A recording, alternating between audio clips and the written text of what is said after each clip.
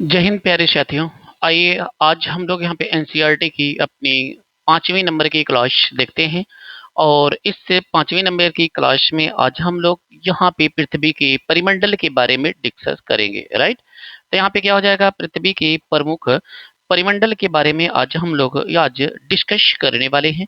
तो इस तरीके से आज की जो हमारी टॉपिक है बहुत ही इम्पोर्टेंट है। इसमें हम यहाँ पे वायुमंडल देखेंगे, जलमंडल और स्थल मंडल और जीवमंडल, इन सब के बारे में हम एक डिटेल से चर्चा करने वाले हैं। ये टॉपिक बहुत ही इम्पोर्टेंट है, तो आप लोग यहाँ पे जुड़े रहें। और एक चीज यहाँ पे ध्यान देंगे, और बाकी जितने यहाँ पे 4 क्लासें हैं उनको हमने लाइव क्लासें में लिया था और ये क्लास रिकॉर्डेड है।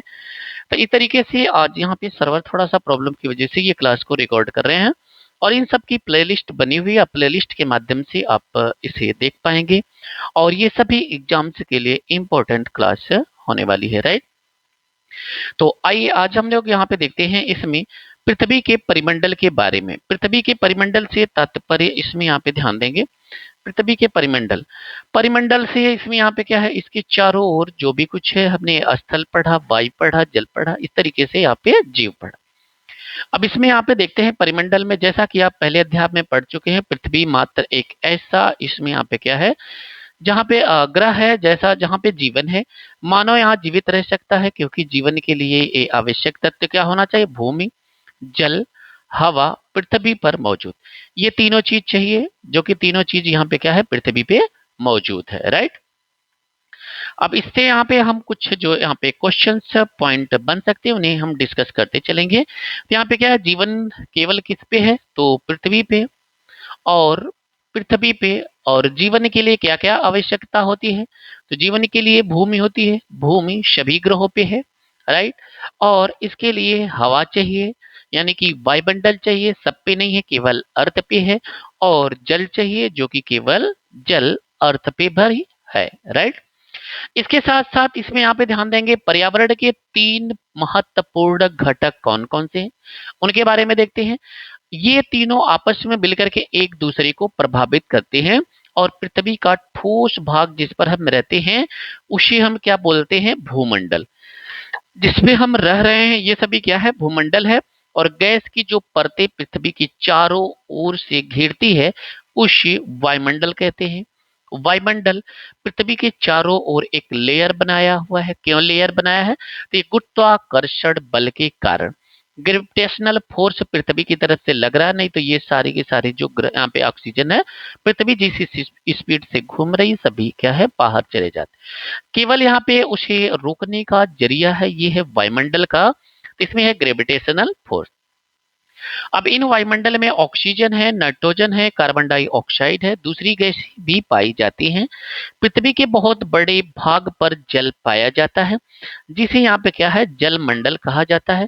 हमने पिछली क्लासों में जलमंडल का हिस्सा पढ़ा था, लगभग इसमें यहाँ पे क्या है, 71% इसमें है, या कहें तो 2/3 भाग पर जल विद्यमान है।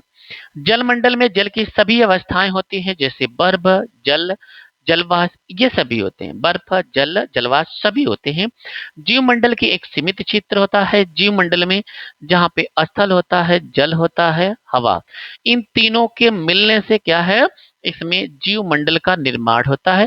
तीनों मिलकर के एक साथ रहते हैं, जहाँ पे जीवन संभव हो पाता है, स्थल, जल, हवा, उसी को बोलते हैं जीवमंडल। ये तीनों अन्य ग्रहों पर नहीं है, जैसे बुध, शुक्र, पृथ्वी, मंगल, केवल पृथ्वी, यानी कि 8 ग्रहों में से केवल पृथ्वी के पास ये तीनों विद्यमान। जिस ग्रह को ये तीनों मिल जाएंगे, स्थल सबके पास है, बाकी 2 कंडीशन सबको मिल जाएंगे, तो वहां पे भी जीवमंडल संभव हो पाएगा, राइट। इसके बाद एक यहाँ पे फैक्ट है, तब हम यहाँ पे भूमंडल क्या है पढ़ते हैं। फैक्ट ये है, शब्दों की उत्पत्ति ग्रीक भाषा में लिथास, लिथास का अर्थ होता है पत्थर, और इस पत्थर, एटमास का अर्थ यहाँ पे वाष्प, हुंडार का अर्थ जल, और इसके बायोश का अर्थ जीवन। क्या है, आप इनसे अधिक कुछ शब्दों बना सकते हैं, तो इसमें यहाँ पे लिथास का अर्थ क्या हो जाएगा, पत्थर हो जाए। अब आइए यहाँ पे इंपॉर्टेंट में अगर जिक्र करें तो इसमें यहाँ पे क्या हो जाएगा, भूमंडल के बारे में। भूमंडल में ध्यान देंगे, भूमंडल क्या है, पृथ्वी के ठोस भाग को क्या बोलते हैं, भूमंडल बोलते हैं। ये तो हम लोग देख चुके हैं। भूपोपर्टी क्या होती है? ये अर्थ की जो ऊपरी वाली परत होती है उसे यहाँ पे क्या बोलते हैं? भूपोपर्टी बोला जाता है। इसे यहाँ पे क्या है? भूपोपर्टी बोलते हैं, राइट। ये यहाँ पे क्या है? केंद्र है। यहाँ पे क्या है? केंद्र है। लगभग 6000 मीटर इस किलोमीटर हो जाता है। चट्टानों, अब भूप्रपाटी की चट्टानों और मिट्टी की पतली परतों का बना होता है जिसमें जीवों के लिए पोषक तत्व होते हैं। इसी में यहाँ पे क्या है? पोषक तत्व होते हैं, राइट। सारे जो यहाँ पे क्या है पोषक मिनरल हैं ये सभी इसी भूप्रपाटी में है। पृथ्वी की सतह को दो मुख्य भागों में बांटा जाता है। बड़े स्थलीय भूभागों को महाद्वीप बोला जाता है और बाकी इसमें यहाँ पे क्या है जो नीचे वाले हिस्से हैं उनको यहाँ पे क्या है? जल बोला जाता है। तो यहाँ पे क्या है? जो बड़ा वाला भूभाग है इसे यहाँ पे क्या है? महाद्वीप बोला जाता है और बड़े के जलाशयों को महासागरीय बेसिन बोला जाता है। तो दो ही चीज है यहाँ पे क्या है? 2/3 हिस्सा है महासागर है यहाँ पे, वो भी एक महाद्वीपी ही सॉरी वो भी एक भूभाग ही है, लेकिन वो क्या है? महासागर इसलिए इंगित किया जाता है उस पे क्योंकि यहाँ पे पानी विद्यमान रहता है। बाकी इसमें एक महाद्वीप हो जाएगा। इसके बाद देखते हैं विश्व के सभी महासागर आपस में एक दूसरे से जुड़े हुए हैं, जैसा कि अभी आपको हम चित्र में दिखाएंगे। इसके बाद देखते हैं स्थलीय भूभाग एक दूसरे से आपस में जुड़े हुए। स्थल भी यहाँ पे क्या है? लगभग सभी लोग क्या है एक साथ जुड़े थे, अभी भी लगभग कहीं न कहीं उनकी कनेक्टिविटी होती है। तो इस तरीके से जो महासागर हैं और स्थल ये सभी क्या है? आपस में जुड़े हैं। पहले भी जुड़े थे। वर्षों पहले इसमें क्या था? यहाँ पे पूरा का पूरा स्थल जो आज यहाँ पे अलग अलग महाद्वीप बना है वो सभी क्या है? एक ही जगह जुड़ा हुआ था जिसको पैंथालाशा के नाम से जाना जाता है। किसके नाम से? पैंथालाशा के नाम से जाना जाता है। आगे चल करके हम लोग पढ़ेंगे। बाकी ये जो यहाँ पे खाली एरिया ये चारों तरफ से जल भरा था, इसे यहाँ सॉरी ये यहाँ पे क्या है? पेंजिया के नाम से जो यहाँ पे ठोस भाग था बीच में इसे पेंजिया के नाम से जाना जाता था। क्या है? पेंजिया के नाम से जाना जाता था। और इसके बाद ये जो जल वाला हिस्सा था यहाँ पे क्या है? इसे पैंथालाशा बोलते थे। क्या बोलते थे? पैंथालाशा बोलते थे। इसी पेंजिया का दो भागों में विखंडन होता, एक अंगारा लैंड, गोंडवाना लैंड। आगे चल करके हम लोग इसके बारे में डिटेल से पढ़ेंगे। भारत गोंडवाना लैंड का ही हिस्सा है, राइट।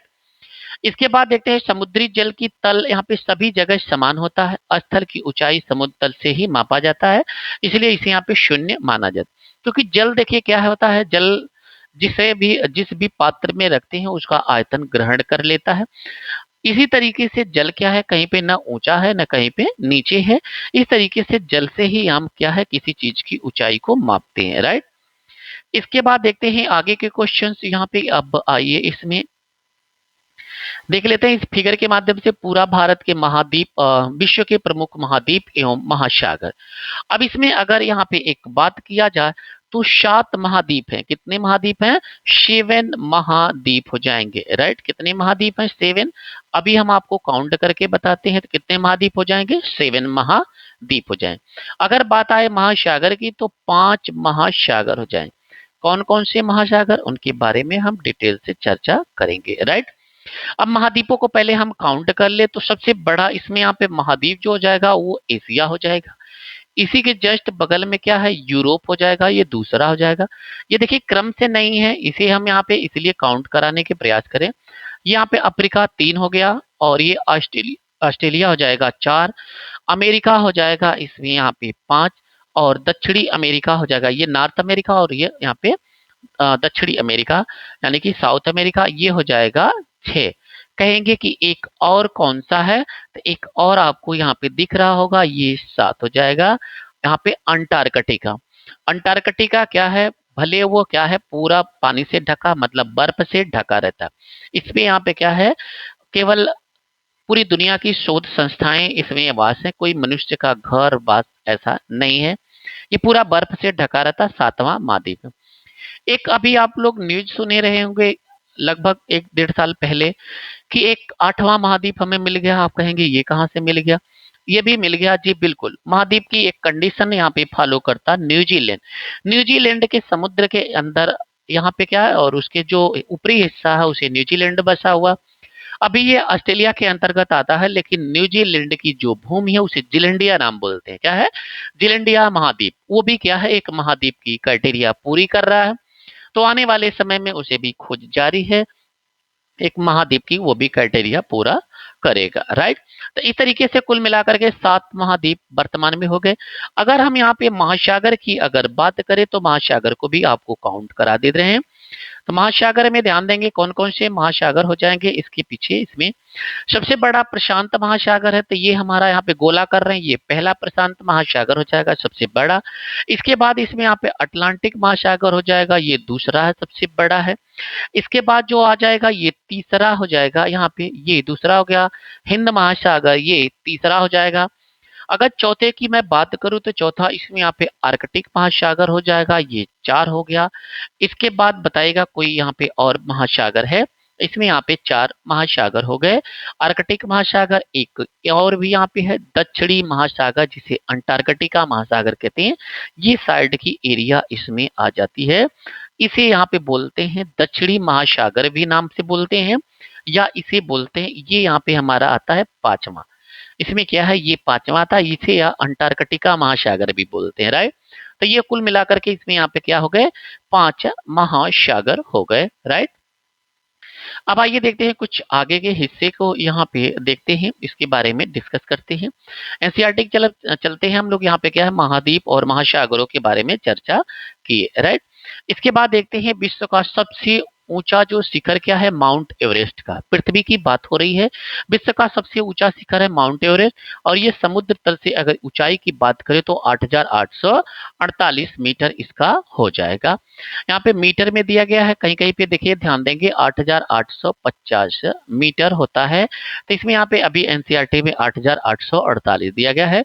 विश्व का सबसे गहरा अगर भाग कहें तो ये प्रशांत महासागर का एक मैरियाना गर्त है, मैरियाना ट्रेंच है, इसकी जो गहराई है 11,022 मीटर है। क्या है, 11,022 मीटर है, और यहाँ पे दिया गया है, ये एनसीईआरटी का डाटा है। कभी यहाँ पे क्या है, ऐसे बहुत प्रश्न इससे पूछा गया है। अगर इसकी बात करें कि इसकी अवस्थिति कहाँ पे है इस मैरियाना गर्त की, तो ये अब क्या है, फिलीपींस के पास है। यहाँ पे क्या है, फिलीपींस के पास, फिलीपींस आप देश प्रशांत महासागर में ढूंढेंगे तो आपको नजर आएगा। जस्ट ये क्या है, इंडोनेशिया के देखेंगे तो पूर्व में इसकी अवस्थिति हो जाती है, राइट, फिलीपींस की। अब इसमें यहाँ पे समुद्र की गहराई पृथ्वी की सबसे ऊंचे भाग से इतनी अधिक हो सकती है। अब इसे 11 किलोमीटर की गहराई है और 8,800 लगभग 9 किलोमीटर की ऊंचाई। अगर पृथ्वी पे ये दोनों को अगर जोड़ दिया जाए, 8,848 ये ऊंचाई की है, ये यहाँ पे पृथ्वी तल से, और ये गहराई, गहराई कितनी है, 11,022 मीटर हो जाएगी। तो लगभग ये भी यहाँ पे क्या है, 11 किलोमीटर, और ये लगभग यहाँ पे क्या है, 9 किलोमीटर। तो इसमें क्या हो जाएगा, 11 और 9 लगभग 20 किलोमीटर की इसमें यहाँ पे, अगर आप एवरेस्ट पे चढ़ रहे हैं, चढ़ाई करें तो वहां से गहराई, अगर गहराई में जा रहे हैं, गहराई से ऊंचाई के बीच में क्या है, 20 किलोमीटर का एवरेज में फासला हो जाएगा। अब आइए आगे की पॉइंट देखते हैं, महाद्वीप क्या होते हैं इनके बारे में। पृथ्वी पर 7 महाद्वीप है, हमने सातों को देखा, ये विस्तृत जलराशि द्वारा एक दूसरे से क्या है, अलग है। किसके माध्यम से, विस्तृत जलराशियों के माध्यम से अलग है। महाद्वीप कौन कौन से हैं, एशिया, यूरोप, अफ्रीका, उत्तरी अमेरिका, दक्षिणी अमेरिका, ऑस्ट्रेलिया और अंटार्कटिका, ये यहाँ पे टोटल 7 महाद्वीप हैं। चित्र 5.1 के माध्यम से हमने आपको दिखाया है, रूबरू कराया है। अब इसमें यहाँ पे ध्यान देंगे, सबसे मानचित्र, विश्व के मानचित्र को देखिए, ध्यान से देखेंगे तो स्थल का बहुत बड़ा जो भाग है ये उत्तरी गोलार्ध में पाया जाता है। बात करें उत्तरी गोलार्ध की, तो उत्तरी गोलार्ध में उत्तरी अमेरिका आ जाएगा, यूरोप आ जाएगा, कुछ अफ्रीका का भाग आ जाएगा। इसके साथ साथ बहुत बड़ा विशाल महाद्वीप है एशिया। एशिया पूरी क्या है, लगभग इसमें पूरा का पूरा हिस्सा एशिया का उत्तरी महाद्वीप में ही स्थित है, राइट। इसके बाद देख लेते हैं एशिया के बारे में। एशिया क्या है, विश्व का सबसे बड़ा महाद्वीप है, और ये पृथ्वी की कुल क्षेत्रफल का 1/3 है। एशिया महाद्वीप क्या है, सबसे बड़ा महाद्वीप है, सबसे बड़ी पॉइंट है, पॉइंट बाय पॉइंट आप नोट करते चलेंगे जो हाईलाइट कर रहे हैं। और ये 1/3 भाग पे टोटल यहाँ पे विस्थापित है और ये क्या है, उत्तर पूर्वी गोलार्ध में स्थित हो जाता है। क्या है, उत्तर पूर्वी गोलार्ध में यह स्थित हो जाता है और कर्क रेखा इस महाद्वीप को यहाँ पे बीच से गुजरती है और ये पूर्वी गोलार्ध में स्थित है। तो पूर्वी गोलार्ध की बात अगर करें तो एक चीज इसमें यहाँ पे ध्यान देंगे, उत्तर पूर्वी अगर विश्व से देखा जाएगा और इसमें एशिया के पश्चिम में यूराल पर्वत है। एशिया के पश्चिम में क्या है, यूराल पर्वत है जो यूरोप को अलग करता है। इसके बाद देखते हैं यूरोप में एशिया के संयुक्त भूभाग को यूरेशिया यानी कि यूरोप प्लस एशिया के नाम से इंगित किया जाता है। अब देखते हैं यहाँ पे यूरोप, यूरोप क्या है, एशिया का बहुत छोटा, यहाँ पे क्या है, एशिया से बहुत छोटा, यूरोप जो है एशिया से बहुत छोटा है। यह महाद्वीप एशिया के पश्चिम में स्थित है। यूरोप कहाँ पे है, एशिया के पश्चिम साइड में आप देखेंगे तो स्थित है। आर्कटिक वृत्त इससे होकर के गुजरती है। आर्कटिक वृत्त क्या है, 66.5 डिग्री से होकर के उत्तरी गोलार्ध के 90 डिग्री तक जाती है, जो कि पिछली क्लासों में हम डिस्कस कर चुके हैं। ये आर्कटिक वृत्त इसी से होकर के गुजरती है। यह तीन तरफ से जल से घिरा है। यूरोप की बात हो रही है, यूरोप क्या है, तीन तरफ से जल से घिरा है।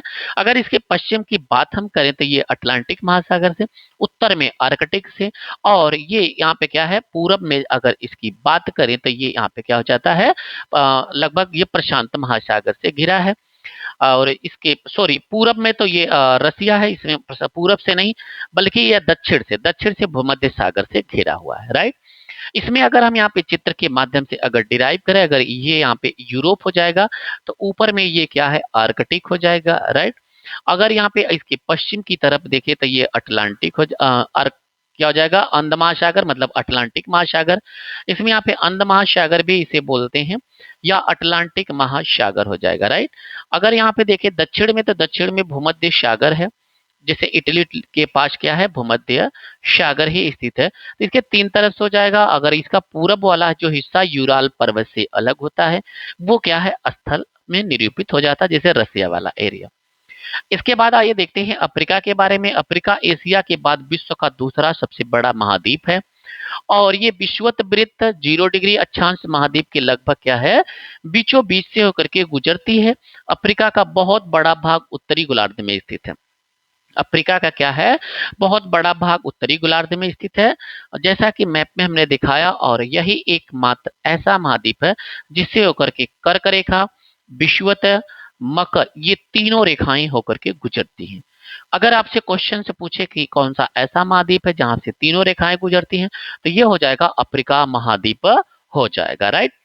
इसके बाद इसमें देखते हैं अफ्रीका से सहारा का रेगिस्तान विश्व का सबसे बड़ा गर्म रेगिस्तान है, जो कि अफ्रीका में ही स्थित है और यह महाद्वीप चारों तरफ से समुद्र एवं महासागरों से घिरा है।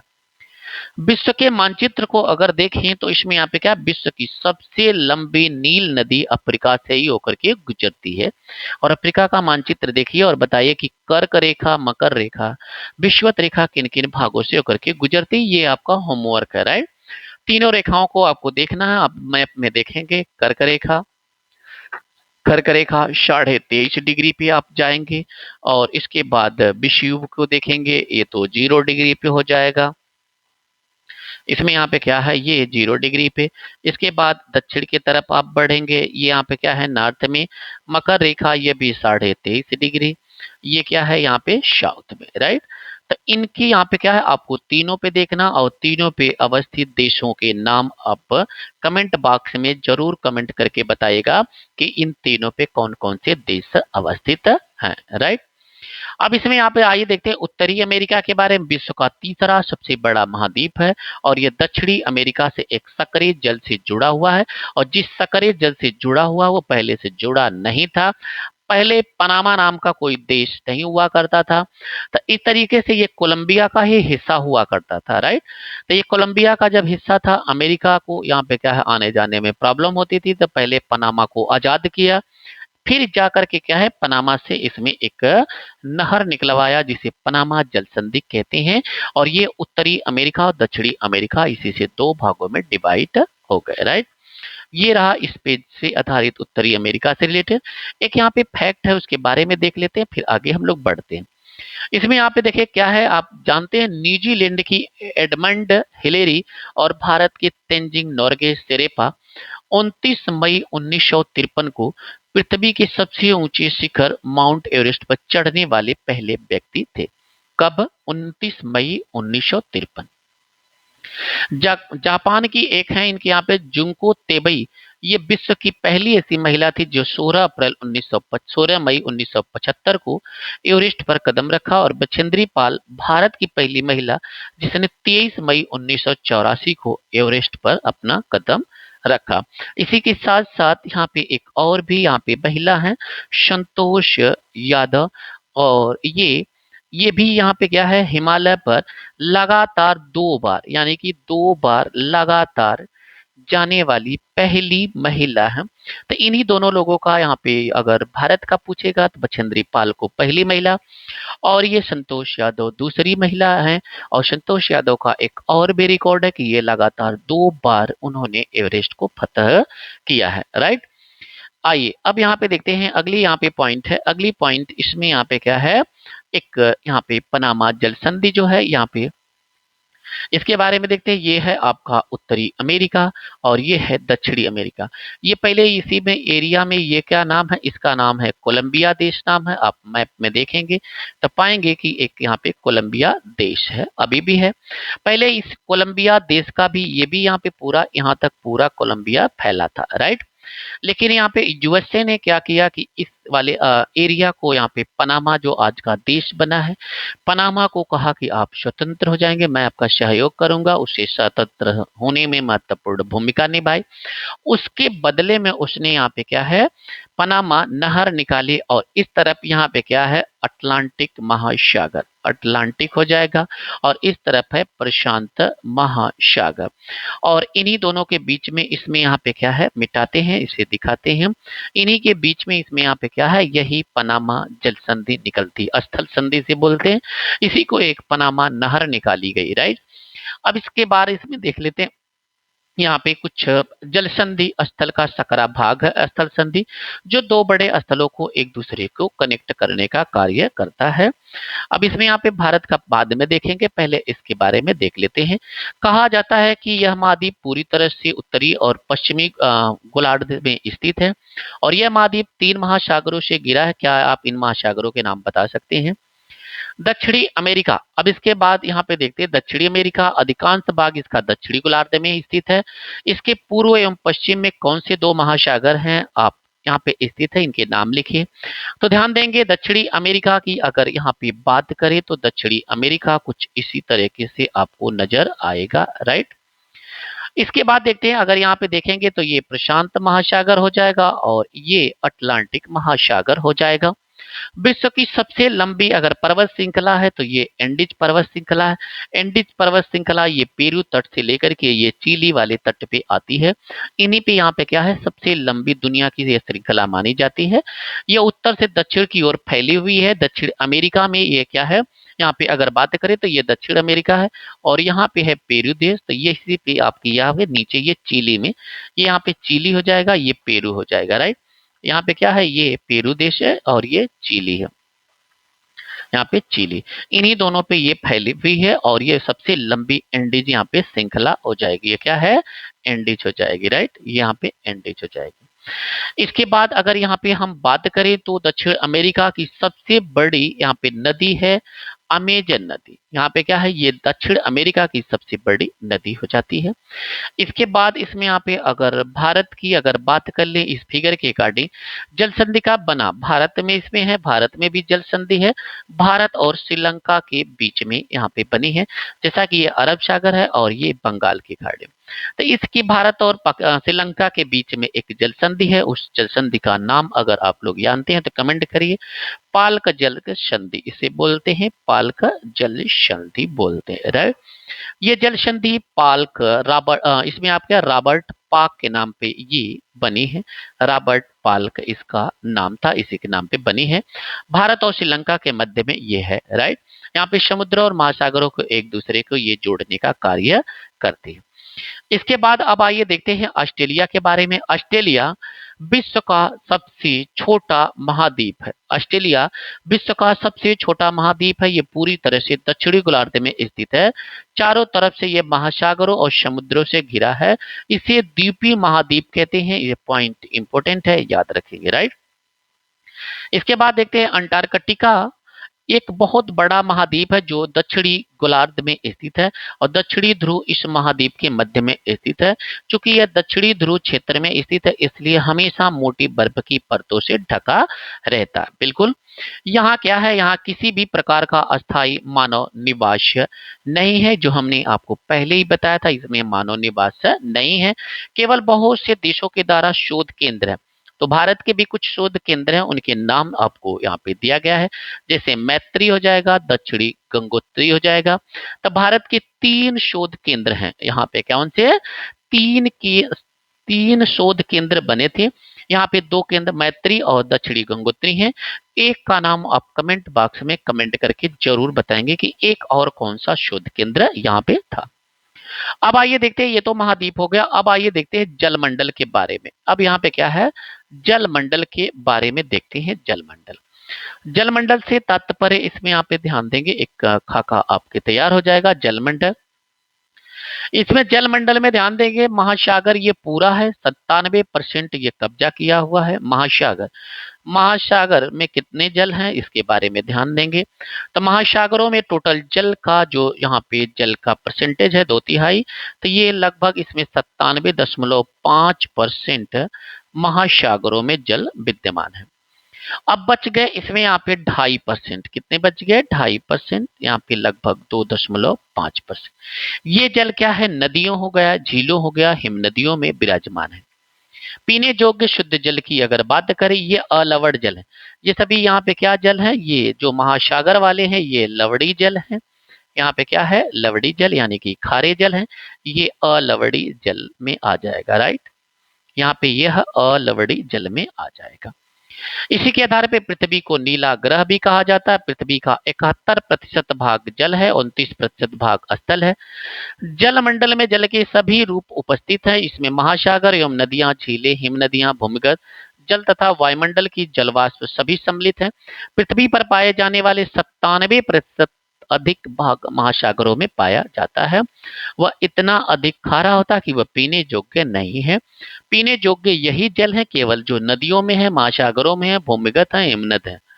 बस यही पीने योग्य जल है। इनकी यहाँ पे परसेंटेज अगर ओवरऑल जल की देखें तो केवल 2.5% है। आइए यहाँ पे देखते हैं अगली पॉइंट। इसमें यहाँ पे ये उत्तरी अमेरिका, दक्षिणी America, Europe, Asia, Africa, Australia, Antarctica, ये आपको यहाँ पे मैप बनाया गया है। इसके में यहाँ पे ध्यान देंगे महासागर क्या होता है इसके बारे में आप देख लेते हैं। महासागरों के बारे में, महासागर, महासागर जलमंडल का मुख्य भाग है, आपस में एक दूसरे से जुड़े हुए हैं। महासागरी जल हमेशा गतिशील रहता है। किसके माध्यम से? तरंग, ज्वार भाटा, महासागरी धारा, महासागरी जल की 3 गुना गतिविधियां पैदा करते हैं। बड़े से छोटे आकार के आधार पे अगर देखें तो 5 महासागर प्रमुख हैं, जिसमें प्रशांत महासागर सबसे बड़ा है। प्रशांत महासागर के बाद इसमें यहाँ पे क्या आता है? अटलांटिक महासागर, हिंद महासागर, दक्षिणी महासागर और एक आता है आर्कटिक महासागर आते हैं, राइट। इस तरीके से यहाँ पे टोटल 5 महासागर इसमें प्रमुख रूप से हैं, जो कि फिगर में हम शुरू में ही दिखा चुके थे, राइट। अब आते हैं इसमें, यहाँ पे ध्यान देंगे इसमें अगली इसमें पॉइंट है डबलिन, बेलफास्ट। ये सभी क्या है? दंतुरित तट रेखा होती है। कैसे? यहाँ पे दांतों की तरह से ये कट रेखा, इसके बारे में इसमें यहाँ पे हम बताने का प्रयास करते हैं। एक एक पॉइंट इसमें ध्यान देंगे। ऐसे ही तट रेखाएं पाई जाती हैं। जैसे प्रशांत महासागर सबसे बड़ा महासागर है, ये पृथ्वी के 1/3 भाग पर फैला। प्रशांत महासागर कितना? ये पृथ्वी के 1/3 भाग पे फैला हुआ है टोटल यहाँ पे महासागर। पृथ्वी का सबसे गहरा भाग क्या है? मैरियाना गर्त हम लोग देख चुके हैं, यहाँ पे 11,022 मीटर है। प्रशांत महासागर लगभग वृत्ताकार है। ये देखिए क्वेश्चन पूछा गया है यहाँ पे क्या है? अटलांटिक कैसा? ऐसा के आकार का अभी हम लोग देखेंगे। लेकिन प्रशांत महासागर कैसा है? ये वृत्ताकार है, राइट। एशिया महासागर में ही स्थित है और इसमें यहाँ पे क्या? एशिया, ऑस्ट्रेलिया, सॉरी, इसमें प्रशांत महासागर लगभग वृत्ताकार है।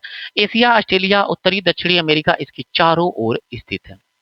एशिया में भी स्थित है, ऑस्ट्रेलिया में भी, उत्तरी दक्षिणी अमेरिका में तो है, ये चारों ओर से स्थित है। इसके बाद देखते हैं प्रशांत महासागर के सॉरी, माफी चाहता हूं। प्रशांत महासागर के चारों ओर इन महाद्वीपों की स्थिति का पता लगाइए, ऐसी बात यहाँ पे आपको बताई गई है, राइट। इसके बाद देखते हैं इसमें अटलांटिक महासागर, ये विश्व का दूसरा सबसे बड़ा महासागर है। अंग्रेजी की ये एस आकार का, ऐसे यहाँ पे क्या है इसका आकार है, इसे यहाँ पे उत्तरी अटलांटिक और नीचे साइड को दक्षिणी अटलांटिक कहते हैं। इस तरफ देखें तो यहाँ पे क्या हो जाएगा, नॉर्थ अमेरिका हो जाता है, और इधर साउथ अमेरिका हो जाता है, इधर यूरोप हो जाएगा, और इधर अफ्रीका। ऐसे आप अपने मैप में जाएंगे तो आपको दिखेगा एस आकार का एक यहाँ पे अटलांटिक महासागर स्थित मिलेगा, राइट। ये कई बार क्वेश्चन पूछा जा चुका है, अटलांटिक महासागर का आकार कैसा, तो एस अच्छा यस आकार का है। पश्चिमी किनारे पर उत्तर एवं दक्षिणी अमेरिका स्थित है, और पूर्वी किनारे पर यूरोप और अमेरिका स्थित है, ये हमने बता चुका। अटलांटिक महासागर की तटरेखा बहुत अधिक दंतुरित है, बहुत मतलब ये दंतुरित शब्द यहाँ पे समझाया गया है।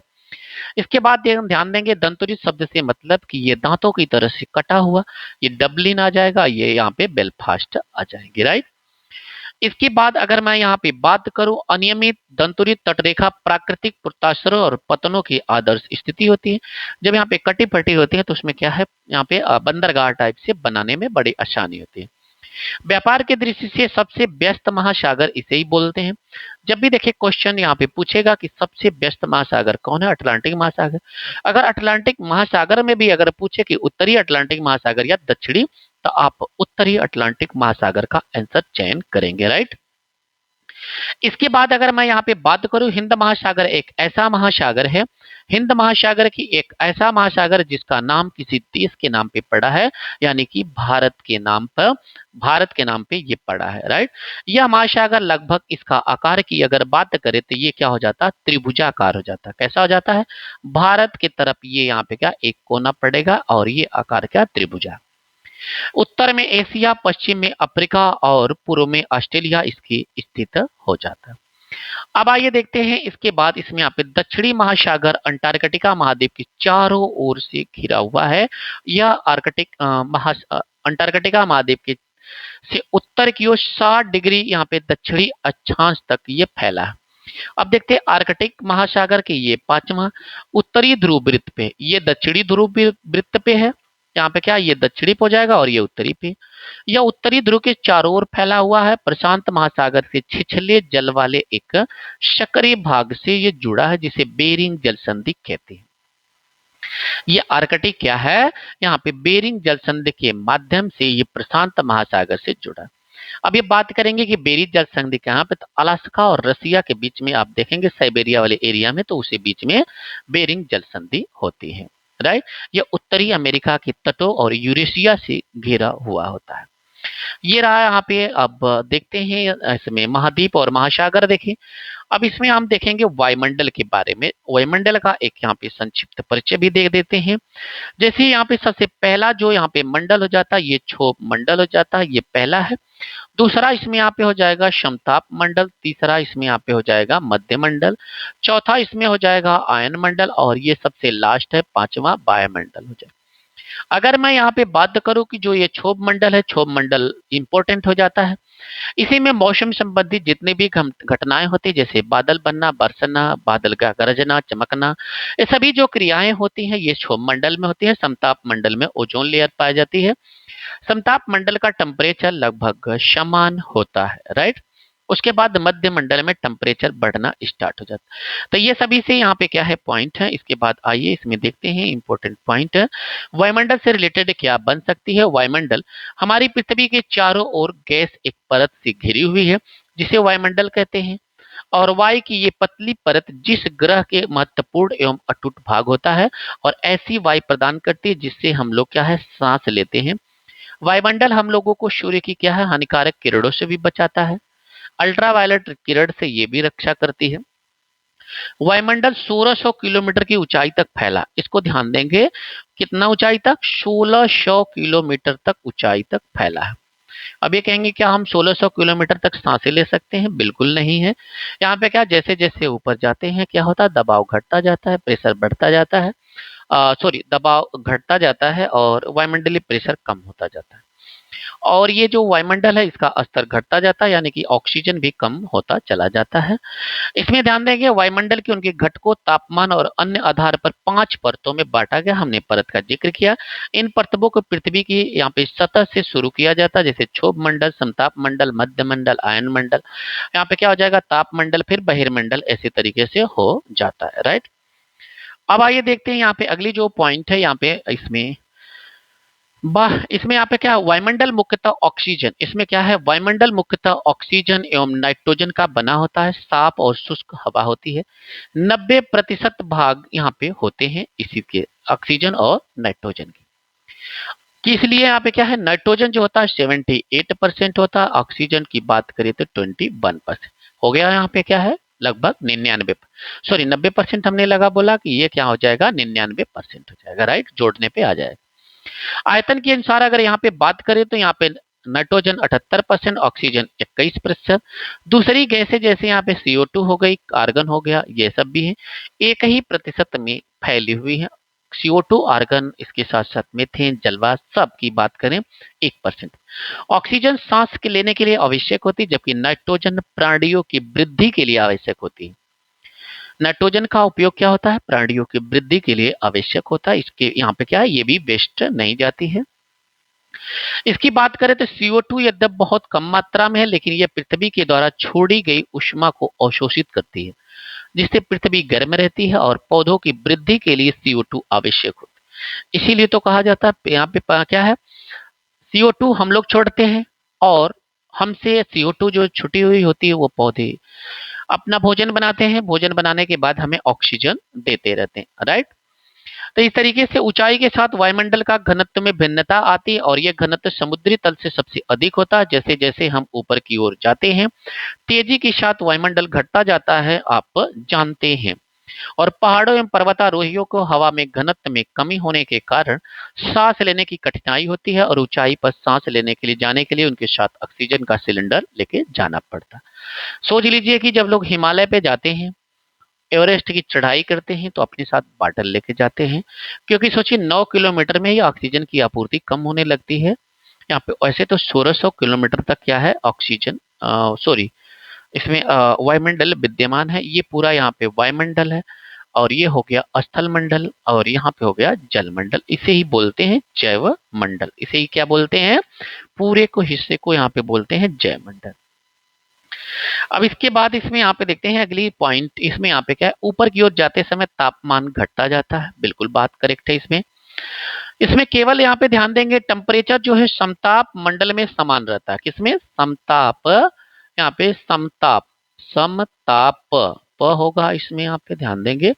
समताप मंडल में केवल टेम्परेचर समान होता है। यहाँ पे क्या है, टेम्परेचर समान होता है। कुछ देखिए भूगोलवेत्ताओं ने बताया कि जैसे समताप मंडल के ऊपरी हिस्से में जाते हैं टेम्परेचर बढ़ता है, लेकिन ज्यादातर हिस्सा इसमें यहाँ पे क्या समान रहता है। इसीलिए वायुयान वगैरह जो भी कुछ होता है समताप मंडल में ही उड़ाया जाता है। वायुमंडल पृथ्वी की दबाव डालती है, और यह एक स्थान से दूसरे स्थान पर अलग अलग होता है। कुछ क्षेत्रों में जैसे अधिक दाब महसूस होता है, जबकि कुछ क्षेत्रों में कम, और वायु उच्च दाब से निम्न दाब की ओर बहती है। हाई प्रेशर से इसमें क्या होता है, लो प्रेशर की तरफ हवाएं चलती रहती हैं। इसका मैं एक एग्जैक्ट आपको एग्जांपल अगर यहाँ पे अगर बताएं, तो इसमें ध्यान देंगे ये क्या हो जाएगा हमारा, अगर यहाँ पे महाद्वीप अगर ध्यान देंगे, स्थल मंडल, और जस्ट इसी के बगल में इसमें यहाँ पे क्या होता है, समुद्र। राइट, समुद्र है, इसमें समुद्र होता है। अब जैसे सूर्य की किरणें पड़ती हैं तो पानी क्या होता है, बाद में ठंडा होता है, सॉरी गर्म होता है। तो दिन के समय समुद्र ठंडा रहता है, तो ठंडा यहाँ पे ज्यादा ठंडा है, तो यहाँ पे क्या है, प्रेशर ज्यादा है।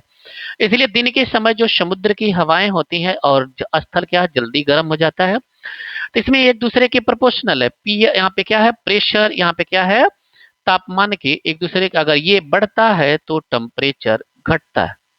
अगर यहाँ पे क्या है, टेम्परेचर बढ़ गया तो प्रेशर क्या हो जाएगा, कम हो जाता है। राइट। तो इस तरीके से दिन के समय स्थल मंडल गर्म हो जाता है, प्रेशर कम हो जाता है, तो समुद्र से हमारे स्थल के मंडल की तरफ चलती। और जल एक बार गर्म हो जाता है तो स्थल मंडल की अपेक्षा यहाँ पे देर से ठंडा होता है। तो इस तरीके से क्या है, समुद्र रात्रि में गर्म रहता है, तो यहाँ पे क्या है, हवाएं, स्थल ठंडा हो जाता है, इसलिए यहाँ पे प्रेशर ज्यादा हो जाता है, तो हवाएं स्थल से समुद्र की तरफ चलती है, इसलिए समुद्र के किनारे वालों को लगभग टेम्परेचर यहाँ पे साल के 12 महीने बराबर रहते हैं, राइट। इसी के बाद यहाँ पे देखते हैं, जैसे गोवा में क्या है, आप जाएंगे तो यहाँ पे ना ज्यादा गर्मी पड़ती है ना ज्यादा सर्दी पड़ती है, राइट। गोवा मुंबई दोनों बीच हो गए, राइट। वह जीवमंडल की बात करें तो जीवमंडल स्थल और जल हवा के बीच का एक सीमित भाग होता है, जहां पे वह भाग जीवन मौजूद होता है और जीवों की बहुत सी प्रजातियां, सूक्ष्म जीव, बैक्टीरिया से लेकर के बड़े स्तनधारी आकार के पाए जाते हैं। मनुष्य सहित सभी प्राणी जीवित रहने के लिए एक दूसरे के जीव मंडल से जुड़े हुए हैं। जीव मंडल के प्राणियों को मुख्यतः दो भागों, जंतु जगत और यहाँ पे पादप जगत में विभक्त किया जाता है। और ये पृथ्वी के तीनों, यहाँ पे ध्यान देंगे, तीनों परिमंडल आपस में पारस्परिक क्रिया करते रहते हैं तथा एक दूसरे से किसी न किसी रूप में प्रभावित होते रहते हैं।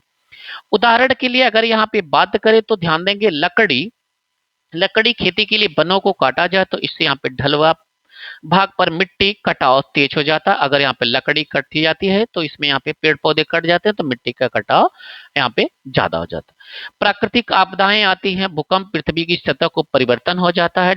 हाल ही में क्या है, सुनामी के कारण अंडमान निकोबार द्वीप समूह का कुछ भाग पानी में डूब गया। झीलों तथा नदियों को दूषित पदार्थों को प्रभावित होने से उनके जल मानव के इस्तेमाल को लायक नहीं रह जाता है। जैसे भी यहाँ पे बता रहा, उद्योग, तापीय विद्युत संयंत्रों, गाड़ी, उत्सर्जित पदार्थ जो होते हैं ये प्रदूषित करते रहते हैं वायुमंडल को। जैसे कार्बन डाइऑक्साइड वायु का एक महत्वपूर्ण घटक है, लेकिन ये कार्बन डाइऑक्साइड की मात्रा में वृद्धि करने के कारण पृथ्वी के तापमान में वृद्धि हो रही है। इसे वायुमंडलीय तापन बोला जाता है। क्या है, तापन बोला जाता है, राइट।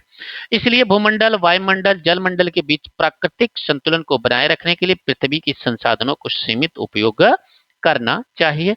लेकिन यहाँ पे क्या है, दोहन अत्यधिक हो रहा है, राइट। इस तरीके से यहाँ पे ये पूरी टॉपिक मुस्कुराते हुए समाप्त हुई। इस तरीके से यहाँ पे अगर बताना चाहते हैं तो आप लोग पेड़ लगाइए और सस्टेनेबल डेवलपमेंट का हिस्सा बनिए। पेड़ तो काटते सभी हैं जरूरतों को पूरा करने के लिए, लेकिन लगाने वाले बिड़ल लोग होते हैं।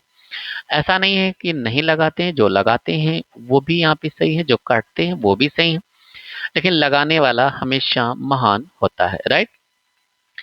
अब इससे क्वेश्चन की अगर मैं बात करूं तो पृथ्वी के 4 प्रमुख परिमंडल का नाम लिखिएगा, बिल्कुल। पृथ्वी के प्रमुख महाद्वीपों को नाम लिखेंगे, बिल्कुल। 2 महाद्वीपों के नाम लिखिए जो पूरी तरह से दक्षिणी गोलार्ध में है। तो दक्षिणी गोलार्ध में 2 पूरी तरह से महाद्वीप कौन से, एक अंटार्कटिका, बिल्कुल, एक ऑस्ट्रेलिया। तो 2 ऐसे महाद्वीप हैं जो पूरी तरह से दक्षिणी गोलार्ध में है। वायुमंडल की विभिन्न परतों के नाम लिखेंगे हम लोग, देखिए, क्षोभ मंडल, समताप मंडल, बिल्कुल इसी तरीके से बहुत सारे। पृथ्वी को नीला ग्रह क्यों कहा जाता है, पानी भरा। उत्तरी गोलार्ध का स्थली गोलार्ध क्यों कहा, उत्तरी गोलार्ध को स्थली वाला क्यों कहते हैं, क्योंकि सबसे ज्यादा इसमें स्थली है। अब यहाँ पे ध्यान देंगे क्वेश्चन नंबर 2 में, इसमें यहाँ पे कुछ बहुविकल्पी प्रश्न दिए गए, मैं जूम करता हूं और आप लोग कमेंट में भी इसके आंसर देते चलेंगे, राइट। आप लोग रेडी हैं, इसके आंसर देंगे ऑब्जेक्टिव टाइप से। पहला, कौन सी पर्वत श्रृंखला एशिया यूरोप को अलग करती है, कौन सी ऐसी श्रृंखला, पर्वत श्रृंखला है जो एशिया और यूरोप को अलग करती है। ऑप्शन में ध्यान देंगे, एंडीज, हिमालय, यूराल पर्वत। हम लोग डिटेल से पढ़े, जो लोग टॉपिक पढ़ रहे हैं उनका आंसर देंगे। इसमें आंसर क्या हो जाएगा, यूराल पर्वत हो जाए। हिमालय क्या हो जाता है, ये एशिया में पूर्णतः एशिया है, यहाँ पे क्या है, नेपाल और भारत के बॉर्डर पे है। एंडीज क्या हो जाता है, ये साउथ अमेरिका में स्थित सॉरी दक्षिण अमेरिका में स्थित है, पेरू और चिली के तट पे स्थित है। नेक्स्ट क्वेश्चन है, उत्तरी अमेरिका दक्षिणी अमेरिका से कैसे जुड़ा हुआ, उत्तरी अमेरिका दक्षिणी अमेरिका से कैसे, तो इसमें क्या हो जाएगा, स्थल संधि से जुड़ा हुआ है, राइट। तीसरा नंबर है, वायुमंडल के किस गैस का प्रतिशत सर्वाधिक है, तो इसमें हो जाएगा नाइट्रोजन का, ये 78% होता है और ऑक्सीजन 21%, कार्बन डाइऑक्साइड 0.3% हो जाता है, राइट। इसमें अगर यहाँ पे बात किया जाए तो दूसरी ऑक्सीजन है, पहली इसमें यहाँ पे 78% नाइट्रोजन है। हम लोग इसके पढ़ चुके हैं, राइट। अगला देखते हैं, पृथ्वी का कौन सा भाग ठोस चट्टानों से बना है, जो इसमें यहाँ पे क्या है, थलमंडल यानी कि स्थल मंडल। सबसे बड़ा महाद्वीप कौन सा है, तो ये हो जाएगा एशिया महाद्वीप हो जाएगा, राइट।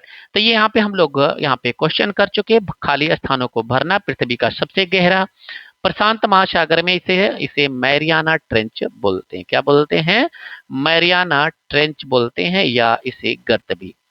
महासागर का नाम एक देश के नाम पे पड़ा है, ये हो जाएगा हिंद, राइट। स्थल जल हवा एक सीमित भाग है जो जीवन के लिए, ये क्या है? पृथ्वी पे। क्या है? पृथ्वी स्थल जल हवा का एक सीमित भाग है जहाँ पे जीवन के लिए सहायक है। और ये यूरोप और एशिया महाद्वीप को एक साथ कहा जाता है। पृथ्वी का सबसे ऊंचा पर्वत शिखर कौन सा है? तो यहाँ पे माउंट एवरेस्ट। तो इस तरीके से यहाँ पे पूरा का पूरा आप लोग कमेंट बॉक्स में आप आंसर देते चलेंगे। ये टॉपिक हमारी हो गई समाप्त, और इसी के साथ जो अगली टॉपिक इसमें आएगी,